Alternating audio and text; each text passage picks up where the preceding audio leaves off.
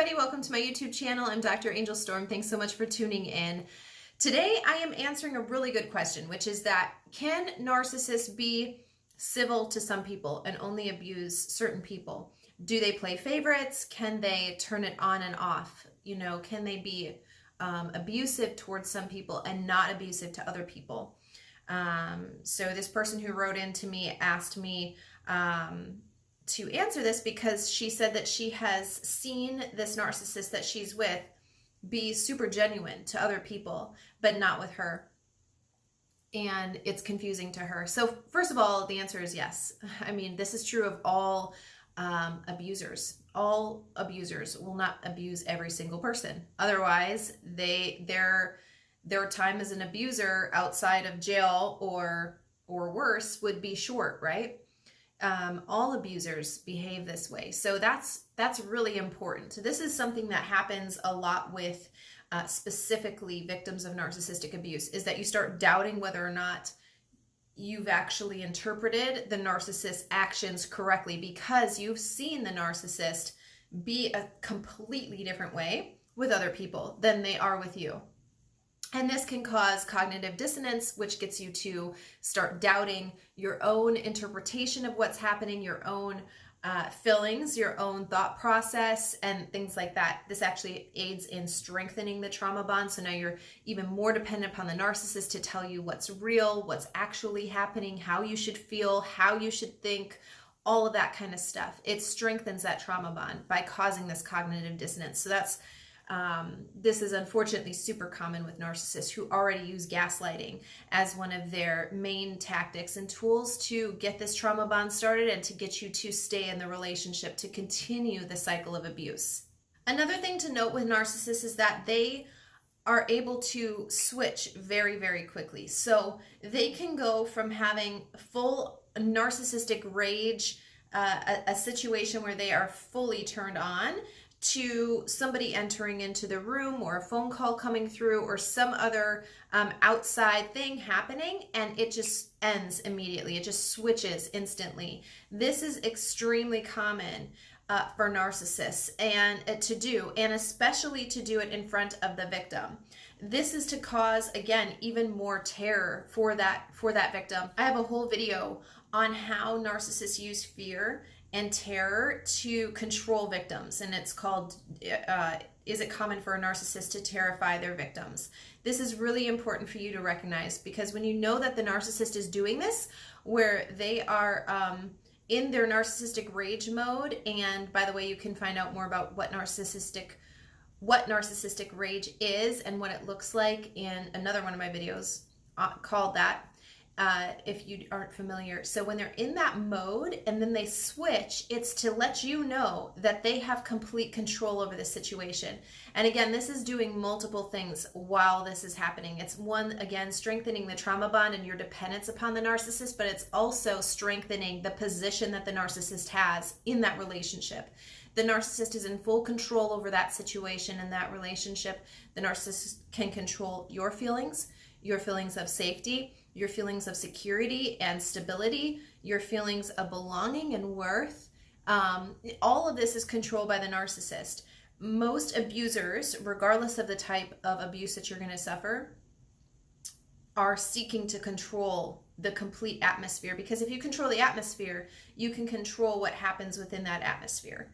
So whatever's in that atmosphere will automatically respond to that atmosphere. If they don't know, that's the overall strategy that the narcissist is employing in that relationship. If you don't understand that that's the strategy, all of the tactics won't add up to you, and you'll get lost kind of in the minutia of what's happening. So you'll start evaluating whether or not you're actually interpreting this right, or feeling the right thing, or whether you can even trust your own thoughts and feelings and that kind of thing, instead of actually looking at the overall picture, which is that all of these things are adding up to create this atmosphere for you to not only not leave, but for you to be dependent completely on the narcissist. Something else that I think it's really important to address in this video is what we call abuse. So the term of abuse usually has something to do with a kind of negative thing happening. That's what we think. So we think that control is always about somebody telling you no when you want to do something, or limiting your behavior in some way. But that's actually not true. So while a narcissist can be quite rude to you, can be abusing you physically, emotionally, can be name calling, all that kind of stuff to you, can be controlling your finances and things like that, that's absolutely abuse, and you're experiencing that. It's wrong to think that that's the only form abuse can take. Abuse is also manipulation. Abuse is also not knowing the full picture so that you can choose for yourself about whether or not you want to stay in that situation or relationship. So when a narcissist is being very rude to you, being very mean to you, and abusing you in those types of ways, it's also abuse for the narcissist to portray themselves as something that they're not to the other person that they are on the phone with, or that they're appearing like very kind to. That's manipulation, and that's also abuse. That's also a form of control. And so I think it's really important that we expand what we have been originally thinking as abuse. Yeah, these traditional, what we commonly understand as abuse is absolutely happening, and that's still definitely abuse. It is also abuse for the narcissist to pit people against one another. The triangulation that I've talked about before, especially when this comes from a parent who's a narcissist, who will play children against one another. They'll play the favorites. You might not look as the favorite child being abused by the narcissist. You're going to think it's the one that the narcissist is excluding or discarding or making feel less than. But the child who is being favored by the narcissist is also being abused, because they're not actually being loved. They're not actually being taught about what self-worth is. They're actually being controlled, manipulated. They're being used as a pawn in this overall game that the narcissist has, and that's going to also cause cognitive dissonance for that child. So the viewpoint that abuse needs to take a certain form is flawed. And by the way, there's a lot of people just now understanding that abuse doesn't need to be physical. It could also be emotional. It could also be mental. It can also be financial and spiritual. And only now are those types of things coming into the wording of some of our laws and things like that. But it should also be noted that this over extreme favoritism, or this constant love bombing phase that the narcissist will pick to do to certain people all of the time, that's also abuse, because they're never showing who they truly are to that person. That person is not able to choose. And especially when it's a child, this is going to set up that child for a false sense of what reality is in their life. And so this is also abuse. So yes, while abusers won't abuse everybody in the traditional sense, right? If there's a rapist, they're not out there raping everybody. They're going to pick their target. They're going to pick those people. But that doesn't mean that they're not still a threat to the overall environment that they're working in. Their presence within society is still an abuse to that society, because it's giving a false sense of security to people who don't know who they truly are. And they're also influencing the environment in which the abuse can occur, in which the traditional form of abuse can occur. So not being able to control your environment is just as much as of an abuse as being stuck in an environment that is completely toxic.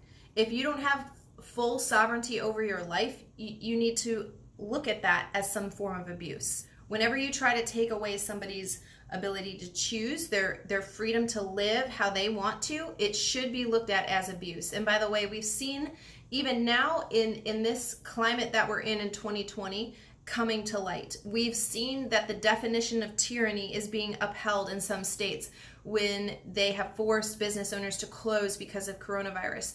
The ability to not choose to work is the definition of tyranny. So your ability to choose, because you don't have the full information, you don't have the full picture available, that is still abuse. So while we have looked at it a certain way, I think it's really important that we start evaluating the kind of terminology and the definitions that we give to words and how we are using those words.